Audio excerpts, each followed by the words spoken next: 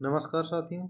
आज उत्तर प्रदेश विशेष की छठी क्लास है, सॉरी 7वीं क्लास है। इसमें हम आज उत्तर प्रदेश का इतिहास के बारे में चर्चा करेंगे। यह एक महत्वपूर्ण टॉपिक है जो उत्तर प्रदेश पीसीएस हो, आरओ हो या यूपी ट्रिपल एससी की किसी भी एग्जाम में अति महत्वपूर्ण टॉपिक है। इससे प्रश्न बनते ही बनते हैं, तो चलो इसको देख लेते हैं। तो पहला जो पॉइंट है इसमें लिखा है कि उत्तर प्रदेश के ताम्र पाषाणिक संस्कृत के साक्ष्य आलमगीर मेरठ से और हुलास सहारनपुर से प्राप्त हुए। तो ताम्र जो पाषाणिक संस्कृति के साक्ष्य हैं वो आलमगीर और सहारनपुर से प्राप्त हुए। दूसरा पॉइंट क्या है कि उत्तर प्रदेश में पुरापाषाणकालीन जो सभ्यता थी उसके साक्ष्य कहाँ कहाँ से मिले। तो एक तो प्रयागराज में एक बेलन घाटी पड़ता है, सोनभद्र में सिंगरौली घाटी तथा चंदौली में चकिया नामक स्थान से प्राप्त हुए हैं। तो यह कौन से प्राप्त हुए हैं? तो उत्तर प्रदेश के, ठीक है। तो यहाँ से जो साक्ष्य प्राप्त हुए हैं वो प्राप्त हुए हैं पुरापाषाणकालीन साक्ष्य। जैसे लोहेदा नाला है, लोहेदा नाला से बेलन घाटी पड़ता है। लोहेदा नाला में एक बेलन घाटी स्थान है और बेलन घाटी कहाँ पड़ता है? ये आपका पड़ता है प्रयागराज में, ठीक है। प्रयागराज में यहाँ से मातृ देवी की प्रतिमा प्राप्त हुई है। तो मातृ देवी की प्रतिमा कहाँ से? लोहेदा नाला से प्राप्त हुए। मध्य पाषाण कालीन जो मानव अस्थि पंजर के कुछ अवशेष मिले हैं वो आपके प्रतापगढ़ के सराय नहर और महदाह नामक स्थान से। तो सराय नहर और महदाह नामक दोनों जो स्थान है वो प्रतापगढ़ में पड़ता है। और यह जो अस्थि पंजर का कंकाल मिला है वो मध्य पाषाण कालीन से संबंधित है, ठीक है। और आप देख सकते हैं कि जो सराय नहर है, मादाहा है, ये दोनों ही स्थान कहाँ पड़ते हैं? ये दोनों ही प्रतापगढ़ में पड़ते हैं। अब हम देख लेते हैं कि सराय नहर राय से क्या मिला, मादाहा से क्या क्या मिला है। तो सराय नहर राय और मादाहा दोनों ही प्रतापगढ़ में पड़ते हैं। सराय नहर राय से मानव अस्थि पंजर मिले हैं, 14 शवाधान मिले हैं जिसमें मृतक का सिर पश्चिम दिशा की ओर है। 8 गर्त चूल्हे मिले हैं। और महदाहा प्रतापगढ़ से क्या मिले हैं? मानव अस्थि पंजर के साक्ष्य मिले हैं, सिल लोड़े मिले हैं, गर्त चूल्हे मिले हैं और समाधान एवं आवास के साक्ष्य मिले हैं। कहाँ से? मादाहा नामक स्थान से। तो ये हमने देखा कि सराय नहर और मादाहा नामक स्थान से कौन कौन से साक्ष्य मिले। एक चौपानी मांडो एक स्थान प्रयागराज में पड़ता है। यहाँ से कौन कौन साक्ष्य मिले हैं? तो झोपड़ी के साक्ष्य मिले हैं, मिट्टी के बर्तन के साक्ष्य मिले हैं, संसार के सबसे प्राचीन मृत भांड मिले हैं।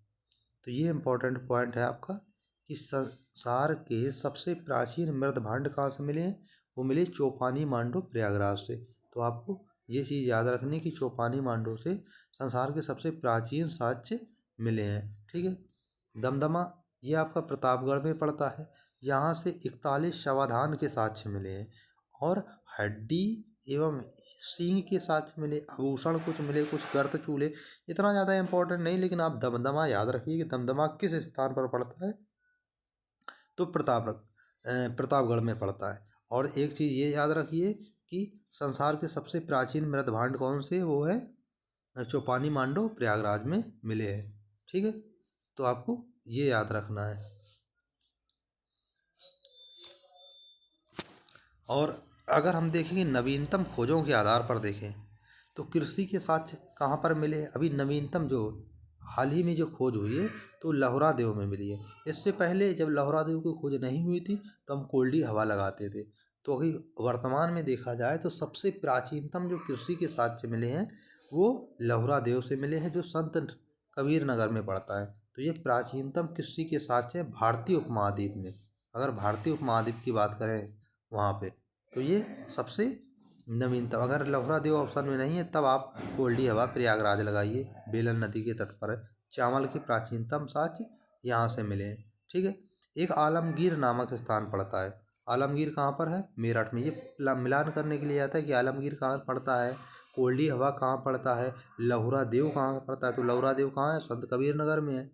कोल्डी हवा कहाँ है? प्रयागराज में पड़ता है। यहाँ से भी चावल के साक्ष्य मिले हैं, बेलन नदी के तट पर है। और आलमगीर यहाँ मेरठ के पास पड़ता है। यहाँ से हड़प्पा कालीन वस्तुएं प्राप्त हुई हैं और कपास उपजाने का साक्ष्य मिला है। तो एक मोस्ट इम्पॉर्टेंट पॉइंट है कि आलमगीर से कपास उपजाने का साक्ष्य मिला है। अब आप देख सकते हैं कि 16 जो महाजनपद थे, इसमें 16 महाजनपदों का उल्लेख कहाँ मिलता है? अगुत्तर निकाय में मिलता है। एक जैन धर्म का अगुत्तर निकाय है, वहाँ से अगुत्तर निकाय से 16 महाजनपदों का उल्लेख मिलता है, जिसमें 8 जो महाजनपद हैं उत्तर प्रदेश से संबंधित है। तो कौन कौन से? कुरु है, पांचाल है, काशी है, कौशल है, शूरसेन है जिसकी राजधानी मथुरा है, चेदी है जिसकी राजधानी शक्तिमती है, वत्स है, मल्ल है। ये 8 महाजनपद हैं जो उत्तर प्रदेश से संबंधित है। पूछा जाता है कि निम्नलिखित में से कौन सा महाजनपद उत्तर प्रदेश का नहीं है? तो ये 8 आपको याद करना है।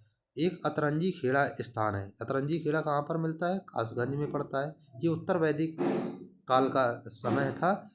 यहाँ से गहरिक मृदभांड तथा कृष्ण लोहित मृदभांड मिले हैं। गहरिक मृदभांड तथा कृष्ण लोहित मृदभांड मिले हैं। अहरौरा स्थान, ये पूछा जाता है कि अतरंजी खेड़ा कहाँ पड़ता है? तो कासगंज लगाइएगा, मिलान करने के लिए आता है। अहरौरा मिर्जापुर कहाँ पड़ता है? ये तो यहाँ से अशोक का लघु शिलालेख मिला है, जिसमें जानकारियाँ अंकित की जाती थी। वह लघु शिलालेख अशोक का यहाँ से मिले और अहरौरा से। ठीक है। सारनाथ वाराणसी में पड़ता है। एवं कौशाम्बी, यहाँ से लघु स्तंभ लेख मिले हैं। यहाँ से अशोक के लघु स्तंभ लेख मिले। सोहगौरा ताम्रलेख है, ये गोरखपुर में पड़ता है। सोहगौरा ताम्रलेख गोरखपुर में पड़ता है। यहाँ से मौर्यकाल के साक्ष्य मिले हैं सोहगौरा से। और इसमें यह पता चलता है कि मौर्य काल में क्या हुआ था कि अकाल की स्थिति में अनाज वितरण होता था। तो मौर्य काल में अनाज की स्थिति में यानी कि अकाल की स्थिति में अनाज के वितरण का साक्ष्य किस ताम्रपत्र या ताम्रलेख से मिलता है? तो आप लगाइए सोहगौरा ताम्रलेख से मिलता है। ठीक है। तो सोहगौरा ताम्रलेख से इसकी जानकारी मिलती है। ठीक है। एक प्रयाग के अशोक स्तंभ पर हरिसेन द्वारा प्रयाग प्रशस्ति का लेख समुद्रगुप्त का लेख मिलता है प्रयाग प्रशस्ति में। तो इस पर बीरबल और जहांगीर के नाम भी मिलते हैं। तो समुद्रगुप्त की प्रयाग प्रशस्ति में हरिसेन जो द्वारा लिखी गई है, इसमें बीरबल और जहांगीर का भी उल्लेख मिलता है। ठीक है। और दूसरी चीज़ क्या है? भीतरी स्तंभ लेख गाजीपुर में पड़ता है। इसमें क्या है कि पुष्यमित्र शुंग और हूणों के साथ स्कंदगुप्त के युद्ध का वर्णन मिलता है। तो स्कंदगुप्त के युद्ध का वर्णन किसमें मिलता है? भीतरी स्तंभ लेख गाजीपुर में पड़ता है। ये सीधा पूछा जाए भीतरी स्तंभ लेख कहाँ पड़ता है? वो गाजीपुर में पड़ता है। श्रावस्ती में कनिष्क के 2 अभिलेख मिले हैं। तो कनिष्क के 2 अभिलेख कहाँ मिले हैं? श्रावस्ती मिले। हड़प्पा कालीन एक अवशेष है हुलास। हुलास कहाँ पड़ता है आपका? ये आपका सहारनपुर में पड़ता है। तो हुलास आपका सहारनपुर में पड़ता है। ये भी देख लीजिए, ये फैक्ट है, इनको आप एज इट इज ऐसे ही याद करिएगा। अब मध्यकालीन के इतिहास के बारे में उत्तर प्रदेश में देख लेते हैं कि उत्तर प्रदेश में मध्यकालीन इतिहास क्या रहा। जैसे आगरा शहर की स्थापना 1504 में सिकंदर लोदी ने की। इम्पोर्टेंट पॉइंट है, सिकंदर लोदी ने आगरा शहर की स्थापना 1504 में की। आगरा में स्थित जो मुसम्मन बुर्ज से हरम की महिलाएं पशु युद्ध देखती थी। तो किस बुर्ज से पशु युद्ध देखती थी आगरा में? तो मुसम्मन बुर्ज से। आगरा में मीना बाजार में पहली बार जहांगीर किससे मिला था? नूरजहां से मिला था। ठीक है। तो किस स्थान पर मिला था? वो है मीना बाजार। आगरा को राजधानी बाबर ने बनाया था। आगरा को राजधानी किसने बनाया था? बाबर ने। और आगरा शहर की स्थापना तो आपने 1504 में सिकंदर लोदी ने बसाया ही था। तो आगरा किले के निर्माण किसने करवाया था? अकबर के द्वारा करवाया था। नूरजहां ने आगरा में स्थित अपने पिता एतमादुद्दौला का मकबरा बनाया। तो एतमादुद्दौला का मकबरा कहाँ स्थित है? ये भी इम्पोर्टेंट पॉइंट है, प्रश्न पूछा जाता है कि एतमादुद्दौला का मकबरा कहाँ है? वो है आगरा में। आगरा का ताजमहल एवं मोती मस्जिद शाहजहां द्वारा बनवाया गया था। तो आगरा में जो स्थित मोती मस्जिद है और ताजमहल, ये दोनों शाहजहां के द्वारा बनवाए गए थे। ये पॉइंट और ये पॉइंट। आगरा के किले की बात, नूरजहां ने एतमादुद्दौला का मकबरा और आगरा का ताजमहल। ये प्रश्न पूछे जाते हैं एग्जाम में अक्सर, तो इनको आपको याद रखना है। ठीक है। तो 1296 में ही सुल्तान जलालुद्दीन खिलजी की हत्या हो गई। 1296 जलालुद्दीन हत्या हुई। किसने की? अलाउद्दीन खिलजी ने। कहाँ पे की थी? कड़ा नामक स्थान पर। यह वह स्थान है जो खाली उत्तर प्रदेश में पड़ते हैं, इसलिए हमने इतिहास से जोड़कर उनको लिख लिया। सॉरी। तो अलाउद्दीन खिलजी ने किसी जलालुद्दीन की हत्या की। कड़ा क्योंकि इलाहाबाद के पास पड़ता है, इस वजह से ये उत्तर प्रदेश विशेष का बात आ जाता है। ठीक है, तो इलाहाबाद के पास पड़ता है कड़ा। अगला पॉइंट देख लेते हैं कि 1545 में कालिंजर अभियान होता है। कालिंजर कहाँ पड़ता है? ये बांदा में स्थान पड़ता है। तो यहाँ पर शेर शाह की मृत्यु हो जाती है। तो शेर शाह की मृत्यु कब होती है? 1545 में, क्योंकि कालिंजर यूपी में एक स्थान है, इस वजह से ये इतिहास का विषय बन गया।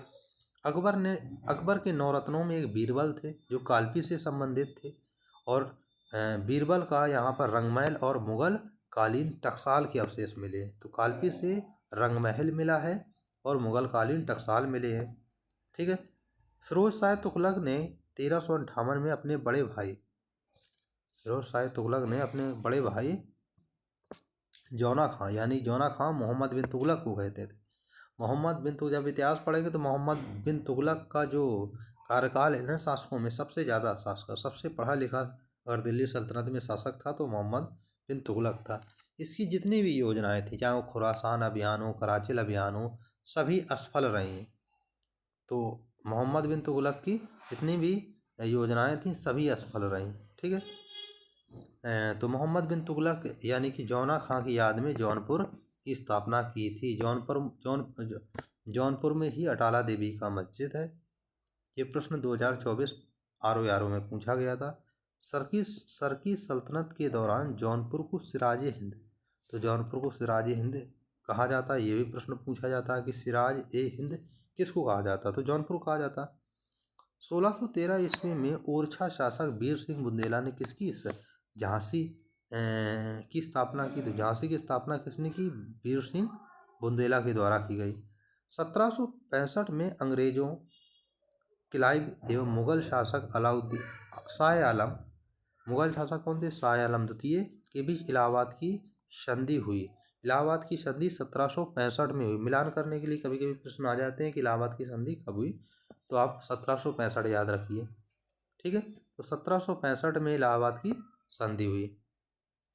उत्तर प्रदेश की जो 8 महाजनपद बताए थे उनकी आप राजधानियां याद कर लीजिए। ये 8 महाजनपद कौन कौन थे? तो जैसे कुरु जनपद है, कुरु जनपद का विस्तार कहाँ पर है? वो मेरठ और दिल्ली के पास है। इसकी राजधानी इंद्रप्रस्थ कहिए या हस्तिनापुर कहिए। तो इंद्रप्रस्थ या हस्तिनापुर किसकी राजधानी थी? कुरु की थी। पांचाल जो राजधानी थी दूसरी, पांचाल प्रदेश था, महाजनपद था, सॉरी, कुरु महाजनपद था, पांचाल महाजनपद था।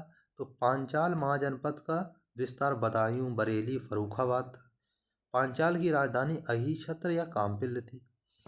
ठीक है। कौशल कहाँ पर था? अवध क्षेत्र में अवस्थित था। कौशल का जो लेख मिलता है शतपथ ब्राह्मण मिलता है, और इसकी जो राजधानी थी वो आपकी साकेत और श्रावस्ती, 2 राजधानियाँ थी। तो कौशल की जो राजधानियाँ थीं 2 थी, एक साकेत थी, एक श्रावस्ती थी। साकेत कहाँ पड़ता है? अयोध्या में पड़ता है। मल्ल एक महाजनपद था, इसका विस्तार कुशीनगर, देवरिया, गोरखपुर में था। मल्ल की जो राजधानी थी वो कुशीनगर और पावा थी, उसी को बोलते हैं पावा या कुशीनगर। तो मल्ल की राजधानी पावा या कुशीनगर थी। तो मल्ल महाजनपद हो गया। ये 8 प्रमुख महाजनपद हैं जो 16 में उत्तर प्रदेश में अवस्थित है। वत्स महाजनपद था एक, जिसका क्षेत्र प्रयागराज एवं कौशाम्बी में था, और इसकी राजधानी वत्स की कौशाम्बी थी। सूरसेन की राजधानी मथुरा थी, जो क्षेत्र कहाँ था? मथुरा के पास था। चेदी की राजधानी शक्तिमती थी, जो बुंदेलखंड क्षेत्र में पड़ता है। काशी की राजधानी कहाँ थी? वाराणसी थी, और ये वाराणसी क्षेत्र में ही पड़ता था। ठीक है, तो काशी की राजधानी, ये 8 महाजनपद हैं उत्तर प्रदेश के, जिनके बारे में अभी हमने देखा। तो ये 8 महाजनपद आपको याद होने चाहिए। यहाँ से प्रश्न अक्सर पूछे आते हैं। कुछ अन्य तथ्य देख लेते हैं जो उत्तर प्रदेश से संबंधित है। जैसे बुद्ध का जन्म, ज्ञान प्राप्ति, महापरिनिर्वाण, आपने इतिहास में पढ़ा होगा बुद्ध का जन्म स्थान। तो ज्ञान प्राप्ति और महापरिनिर्वाण ये तीनों ही वैशाख पूर्णिमा के दिन घटित हुए बुद्ध के। गौतम बुद्ध ने सर्वाधिक जो वर्षावास है वो श्रावस्ती कौशल में बिताए। ये भी प्रश्न पूछा जाता है। अयोध्या अभिलेख पुष्यमित्र शुंग के 2 अश्वमेध यज्ञ का उल्लेख मिलता है। अयोध्या अभिलेख से पुष्यमित्र शुंग के 2 अश्वमेध यज्ञ का उल्लेख मिलता है।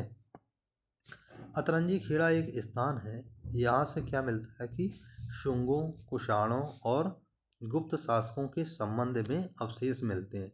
तो गुप्त हुआ, कुषाण हुआ, गुप्त शासकों, कुषाणों और शुंगों के संबंध अवशेष मिलते हैं अतरंजी खेड़ा से। ठीक है। अयोध्या का प्राचीन नाम अयाज्यसा है। 5 तीर्थंकरों की जन्मभूमि का स्थान अयोध्या है। जब हमने कल्चर पढ़ा था, यानी कि संस्कृति और उनके पर्यटन स्थल पढ़ा था, तब हमने बताया था 5 तीर्थंकर कौन कौन से हैं जिनका जन्म अयोध्या में हुआ था। अशोक द्वारा स्तूप निर्माण किया गया था। कहाँ पर? अयोध्या में। महोबा में गोखर पहाड़ है, यहाँ पर 24 तीर्थंकर की प्रतिमाओं हेतु विख्यात है। तो 24 तीर्थंकरों की प्रतिमाओं हेतु कौन विख्यात है? महोबा। ये प्रश्न पूछा गया है। ठीक है, तो इसको आप याद रखना है। देवगढ़ जो ललितपुर जिला में पड़ता है, यहाँ पर दशावतार मंदिर है। ये प्रश्न पूछा जाता है कि देवगढ़ के दशावतार में मंदिर है, तो आपको ये प्रश्न पूछा जाता है। जैन मूर्तियों व शिल्पकला हेतु विख्यात है देवगढ़ का ललितपुर। ठीक है। जैसे काशी है, काशी का अथर्ववेद में उल्लेख मिलता है। और देवोदास ने इसकी स्थापना की थी। किसने? काशी की। राजधानी वाराणसी है। तो काशी की राजधानी कौन है? आपने पढ़ा है कि अभी वाराणसी है। आगरा के वैभव की प्रशंसा कौन कौन करते हैं? फ्रेंच और वर्नियर करते हैं। तो 2 अंग्रेज व्यक्ति थे जो आगरा के वैभव की प्रशंसा करते हैं। झांसी के किले की स्थापना आपने पढ़ा है कि वीर सिंह बुंदेला ने 1613 में की थी। ठीक है। तो वीर सिंह बुंदेला ने झांसी किले की स्थापना की थी। गढ़ कुठार में खंगार राज्य की स्थापना किसने? खंगार राज्य की स्थापना किसने की थी? तो पृथ्वीराज के सेनानायक खेत सिंह ने की थी। ये प्रश्न पूछा गया इसलिए लिखे। ठीक है। तो अकबर द्वारा प्रयाग को इलाहाबाद नाम दिया गया। तो प्रयाग को इलाहाबाद किसने नाम दिया था? वह अकबर ने दिया। तो प्रयाग को इलाहाबाद नाम अकबर के द्वारा दिया गया था। तो ये कुछ महत्वपूर्ण प्रश्न थे। किससे? उत्तर प्रदेश के इतिहास से संबंधित, आधुनिक मध्य भारत और प्राचीन भारत से संबंधित जो महत्वपूर्ण पॉइंट बन सकते थे उनके बारे में हमने चर्चा की। तो उत्तर प्रदेश के इतिहास में अगली क्लास में हम उत्तर प्रदेश के महत्वपूर्ण लघु एवं कुटीर उद्योगों के बारे में चर्चा करेंगे। अगर सेशन अच्छा लगे तो इसको लाइक करें, शेयर करें और सब्सक्राइब करें। धन्यवाद।